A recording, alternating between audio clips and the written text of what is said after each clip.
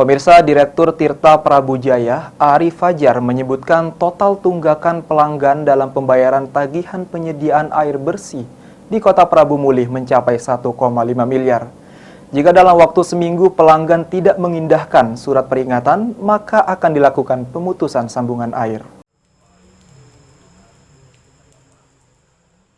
Berdasarkan hasil rekapitulasi PDAM Tirta Prabujaya, total pelanggan yang menunggak mencapai 2.500 pelanggan dengan nilai 1,5 miliar rupiah. Kecamatan Prabu Mulih Utara dan Prabu Mulih Timur merupakan wilayah yang paling besar tunggakannya. Direktur PDAM Tirta Prabujaya, Ari Fajar mengaku sudah menurunkan petugas untuk menyurati pelanggan yang menunggak hingga 6 bulan sampai 1 tahun lamanya. Pihak PDAM Tirta Prabujaya menegaskan kepada pelanggan untuk segera melunasi tunggakan jika tak ingin sambungan airnya diputus secara sepihak oleh petugas.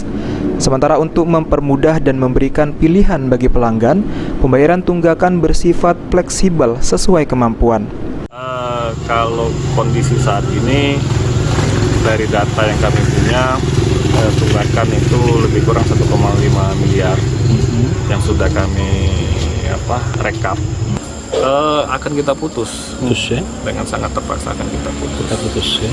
Biasanya seperti itu. Kalau keringanan untuk bayar ada nggak Pak dari PDAM? Kita fleksibel di sini, kami juga mengerti tentang kondisi pelanggan.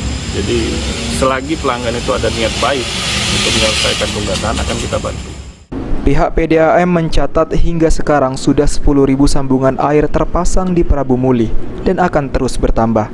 Akibat tunggakan tersebut, PDAM terpaksa menutup besarnya biaya operasional tiap bulan seperti biaya listrik, gaji pegawai, dan bahan kimia. Beni Firdaus, Val TV.